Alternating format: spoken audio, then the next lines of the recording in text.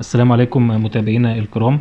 النهاردة ان شاء الله هنشوف معاكم طريقة تغيير بطارية ريموت السيارة. المفتاح اللي معانا دوت النهاردة هو مفتاح لسيارة تويوتا كامري، وطبعا اكيد متكرر الشكل بتاعه والطريقة بتاعته في الكثير من انواع السيارات الاخرى سواء كانت تويوتا او غيرها، بس السيارات اللي هي بتدور بمفتاح زي كده مش ستارت انجن ليها طريقة تانية، يعني هنبقى ان شاء الله نشرحها في فيديو لاحق. زي ما حضراتكم شايفين هنا في جانب المفتاح ده مكان لفتحة، بتحاول ان انت تفتحها الكفر. تمام زي ما حضراتكم شايفين كده، يعني حاول طبعا على قد ما تقدر ان انت ما تخدش الكفر.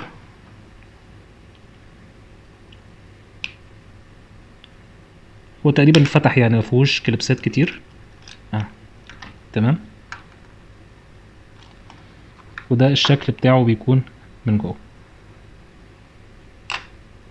طيب في برضو هنا مكان من الجنب،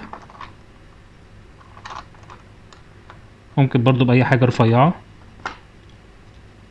برضو بيتفتح سريعا.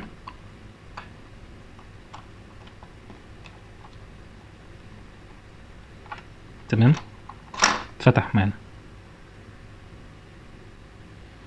البطارية موجودة هنا في الجزء الداخلي ده في هنا مجموعة فتحات، هتحاول ان انت تجرب في اي واحدة فيهم.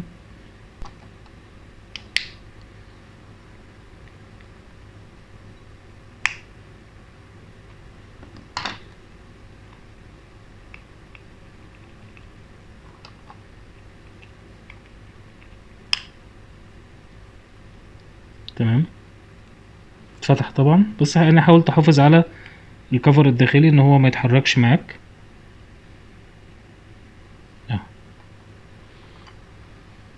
بس يعني الموضوع بسيط جدا.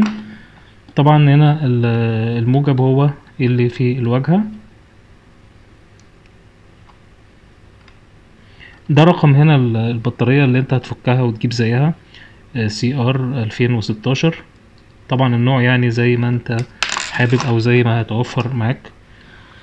فاحنا خلاص كده البطارية القديمة، هنفتح سريعا البطارية الجديدة. طبعا برضو هنا اهي نفس القديمة اهي. تمام،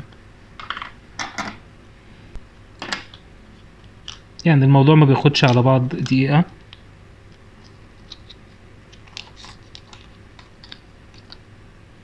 تمام زي ما قلنا الموجب بره،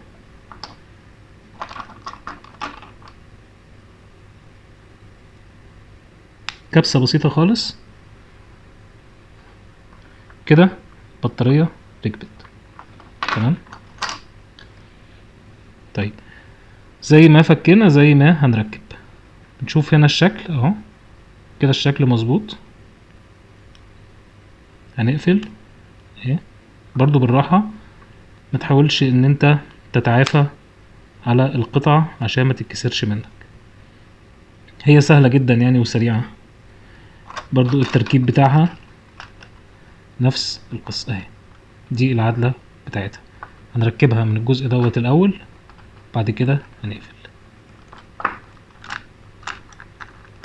بس. وبنجيب الكفر وبرضو نقفل بالراحة.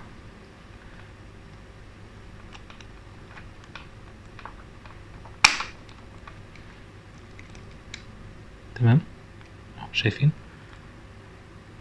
كده اشتغل ان شاء الله المفتاح بعد تغيير البطارية.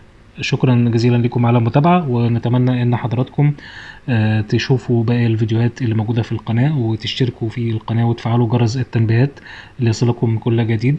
لو استفدتم من الفيديو طبعا فضلا اضغطوا لايك. شكرا جزيلا لحضراتكم.